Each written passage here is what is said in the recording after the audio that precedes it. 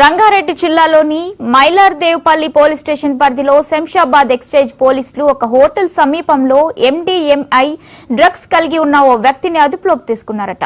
పట్టుబడ్డ నిందితుడు ప్రకాశం జిల్లాకు చెందిన వట్టి జగదీశ్వర్ రెడ్డిగా గుర్తించారు. ఇతని వద్ద నుండి 23 గ్రాముల ఎండీఐఏ డ్రగ్స్, ఒక Bajaj Pulsar bike, cell phone స్వాధీనం చేసుకున్నారు. జగదీశ్వర్ రెడ్డిపై గతంలోనూ ఉప్పల్ ఎక్స్చేంజ్ పోలీస్ స్టేషన్ లో డ్రగ్స్ కేసు నమోదైంది. ఈ కేసులో ప్రధాన సరఫరాదారుడు బెంగళూరుకు చెందిన సైఫ్ షరీఫ్ పరారీలో ఉన్నాడు.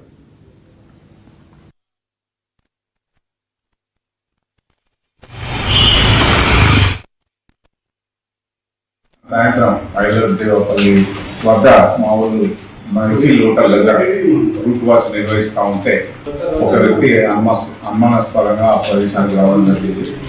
అతన్ని తనిఖీ చేయగా అతని వద్ద 23 గ్రాముల ఎండీఎంఏ